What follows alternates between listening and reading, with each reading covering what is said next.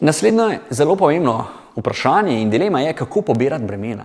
In sicer, kot sem že prej rekel, položaj, ker grejo kolena naprej in delate vse iz počepa, ni najbolj optimalen za večkratno ponovitev čez dan, ker boste imeli utrujene noge in kolena.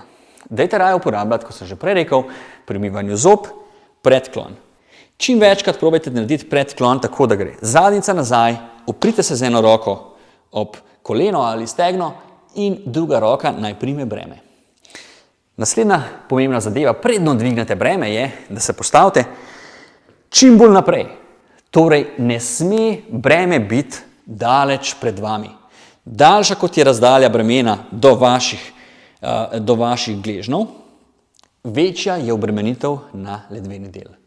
To pomeni, da ko so vam rekli, da ne smete dvigniti več kot 5 kg, to ne drži, kajti 5 kg je zelo, zelo različnih, kako se dejansko sile porazporedijo čez vaš hrbet, odvisno od vaše tehnike. Torej, pri 5 kg je lahko sila zelo majhna ali pa zelo visoka, odvisno od vaše postavitve. Torej, postavite se tako, da ste v sredini, da je breme v sredini, če je to škatla, karkoli, otrok, naj bo tako, da je v sredini.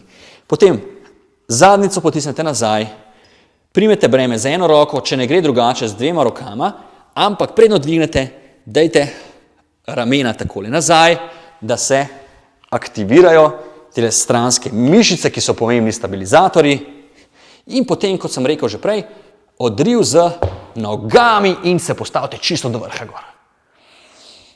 Torej, še enkrat, ramena za zadaj skupaj, zadnjica čim bolj nazaj, težišče naj bo na celem stopalu in odriv z nogami gor.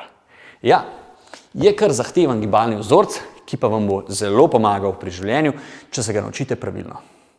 Morda boste rabili kakšno pomoč tukaj, kakšen svet, vedno smo vam na voljo.